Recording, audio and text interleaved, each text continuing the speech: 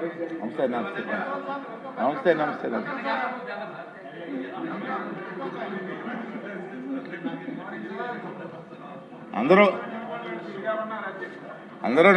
అందరికీ నమస్కారం అండి. అమ్మా, అందరూ క్షేమంగా ఉన్నారా?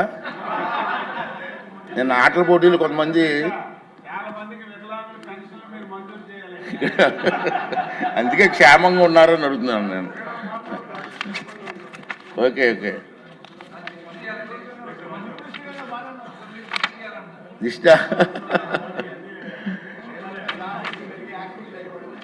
ఓకే అండి, అందరికీ నమస్కారం.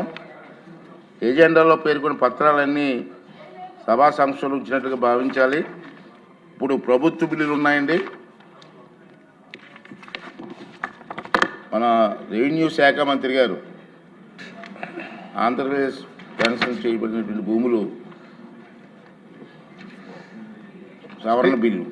Speaker sir, I move for leave to introduce the Andhra Pradesh Assigned Land Provision of Transfers Amendment Bill 2026. మంత్రి గారి ప్రతిపాదన సభా సంస్థలో ఉంది. ఇప్పుడు విషయం ఆంధ్రప్రదేశ్ అసైన్మెంట్ చేయబడినటువంటి భూములు సవరణ బిల్లు 2026ను ప్రవేశపెట్టడం. ఈ ప్రతిపాదన సుఖంగా ఉన్నవారు అవునానండి, ఇప్పుడు గట్టిగా రండి సార్.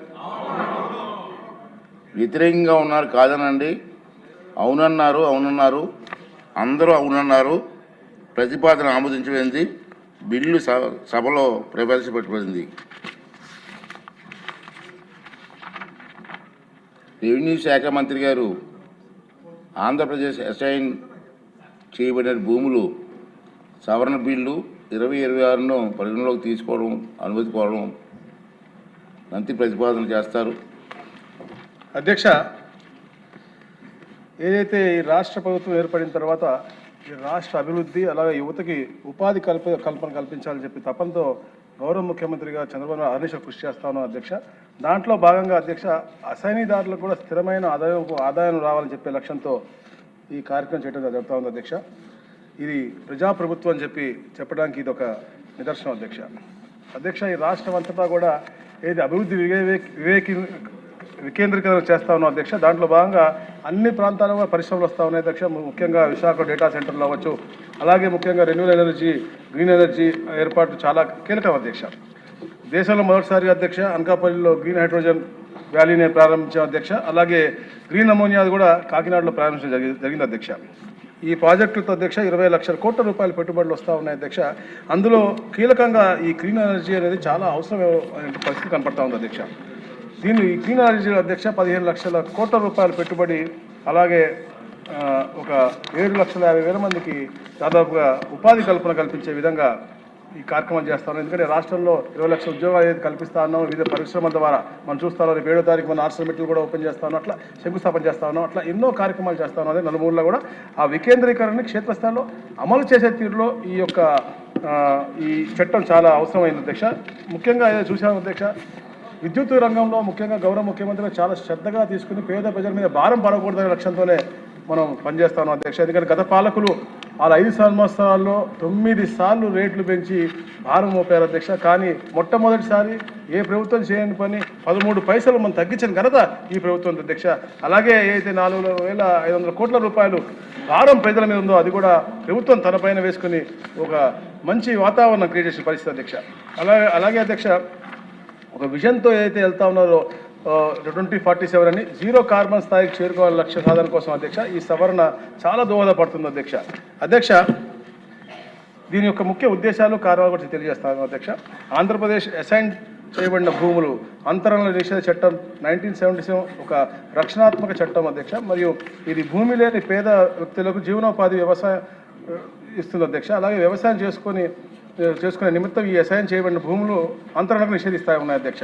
అసైన్ చేయబడిన ఏదేని భూమిని కానీ అతను అంతరణ చేయరాదు. మరియు అసైన్ చేయబడిన ఏదేని భూమిని కొనుగోలు, బహుమతి, లీజు, తనఖా, మార్పిడి లేదా ఇతర విధంగా ఏ వ్యక్తికి హరించరాదు అధ్యక్ష.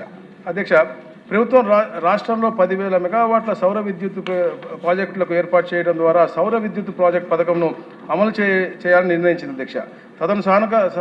తదనుసారంగా ఆంధ్రప్రదేశ్ హరిత ఇంధన కార్పొరేషన్ లిమిటెడ్కు లీజుగా అనుమతిస్తూ సదరు 1977 చట్టంలోని 2 మరియు 3 పరిచ్ఛేదములను సవరిస్తూ 24/12/2020 తేదీ గల 2020లోని 31 సవరణ చట్టము ద్వారా ప్రభుత్వం చట్టము సవరించింది అధ్యక్ష.